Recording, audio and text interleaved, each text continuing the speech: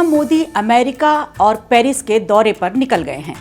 ऐसे में अब दिखेगा भारत का पावर गेम। वहीं दूसरी तरफ केजरीवाल के हारने के बाद दिल्ली के एलजी ने आतिशी से ऐसा क्या कहा कि उठ गया बवाल। इसके अलावा डार्क कॉमेडी के नाम पर खुलेआम अश्लीलता फैलाने वाले शो इंडियाज गॉट टैलेंट के नाम पर एफआईआर दर्ज की गई है। नमस्कार, खबर प्रधान शो देख रहे हैं आप और मैं हूं निवेदिता।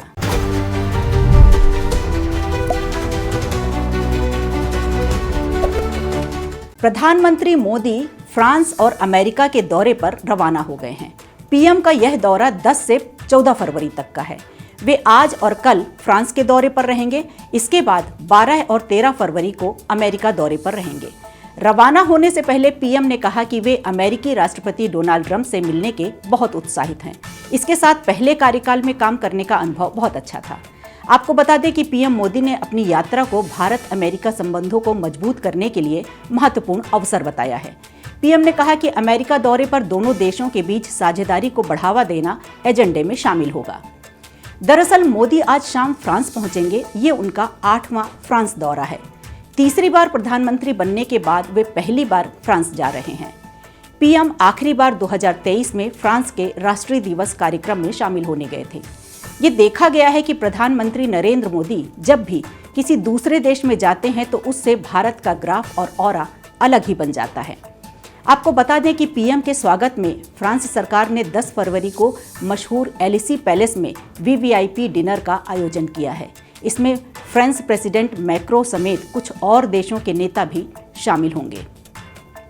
11 फरवरी को पीएम पेरिस के ग्रैंड पैलेस में राष्ट्रपति मैक्रो के साथ एआई सेक्शन समिति 2025 की सह अध्यक्षता करेंगे। ये समिति 2023 में ब्रिटेन और 2024 में साउथ कोरिया में आयोजित हुई थी। समिति में एआई के जिम्मेदारी से इस्तेमाल पर चर्चा होगी ताकि लोगों को ये भलाई के काम में आए और इसके खतरे नियंत्रित रहें। इस दौरान ग्लोबल पॉलिटिक्स पर भी बात हो सकती है। पीएम मोदी फ्रांस के उद्योगपतियों से भी मुलाकात कर सकते हैं।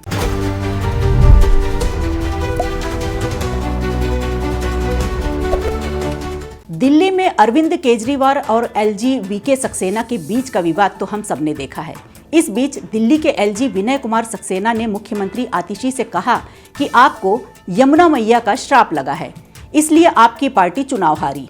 भास्कर में छपी एक खबर के मुताबिक एलजी ने ये बातें 9 फरवरी को तब कही थी जब आतिशी दिल्ली के मुख्यमंत्री पद से इस्तीफा देने उनके पास गई थी।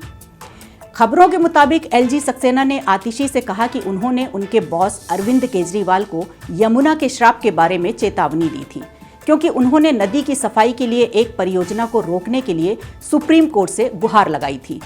सूत्रों के अनुसार आतिशी ने एलजी की टिप्पणी का जवाब नहीं दिया।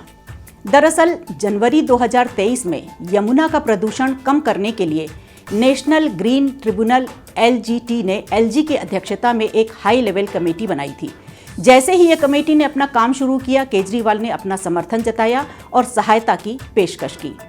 हालांकि बाद में केजरीवाल सरकार ने एनजीटी के आदेश को सुप्रीम कोर्ट में चुनौती दी थी।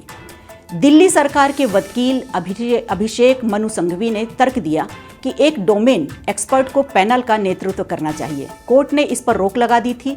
ये रोक 2 साल से अधिक समय से बरकरार है।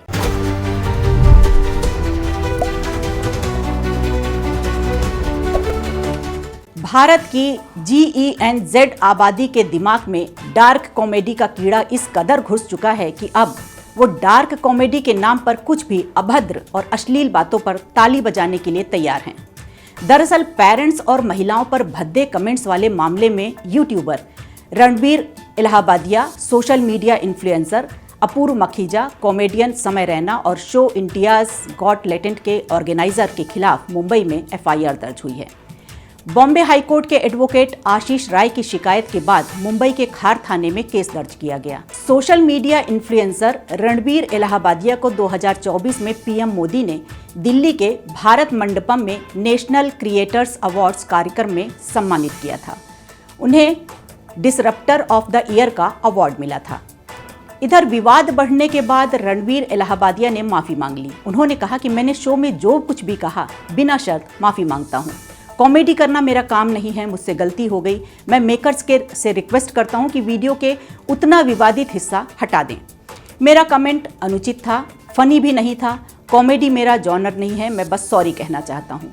कई ने पूछा क्या इस तरह से मैं अपने प्लेटफॉर्म का इस्तेमाल करूँगा? जवाब में कहूँगा कि अपने प्लेटफॉर्म का ऐसा यूज़ बिल्कुल भी नहीं करना चाहूँगा। जो भी हुआ उसके लिए मैं कोई जस्टिफिकेशन नहीं देना चाहूँगा, मैं बस माफ़ी मांगना चाहता हूँ। जजमेंट में मुझसे गलती हुई, जो मैंने बोला वो कूल नहीं था। मैंने मेकर से कहा कि वीडियो का असंवेदनशील हिस्सा हटा दिया जाए। इंसानियत के नाते शायद आप मुझे माफ़ कर दें। आपको बता दें, India's got latent stand up comedian Samay Raina का शो है जिस पर विवाद हो रहा है।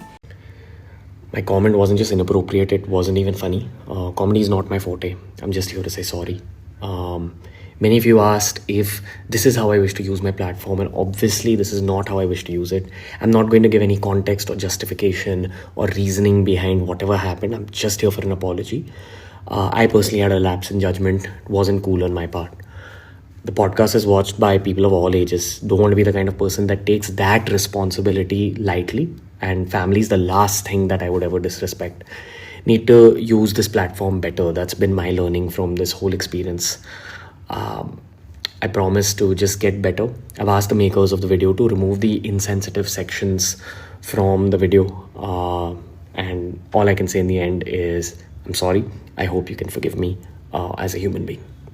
ये एपिसोड 8 फरवरी को YouTube पर रिलीज किया गया था। इस शो में बोल्ड कॉमेडी कंटेंट होता है। इस शो के दुनिया भर में 73 लाख से ज़्यादा सब्सक्राइबर हैं। इस शो में पेरेंट्स और महिलाओं को लेकर ऐसी बातें कही गई हैं जिनका जिक्र यहाँ नहीं किया जा सकता। समय रैना के इस शो के हर एपिसोड को YouTube पर औसतन 20 मिलियन से ज़्यादा व्यूज़ मिलते हैं। समय और बलराज घई को छोड़कर इस शो के हर एपिसोड में जज बदलते रहते हैं। हर एपिसोड में नए कंटेस्टेंट को परफॉर्म करने का मौका मिलता है। कंटेस्टेंट को अपना टैलेंट दिखाने के लिए 90 सेकंड का समय दिया जाता है। खबर प्रधान शो में आज के लिए इतना ही। धन्यवाद। वीडियो अच्छा लगा हो तो लाइक कीजिए, शेयर कीजिए और कमेंट बॉक्स में हमें ज़रूर बताइए।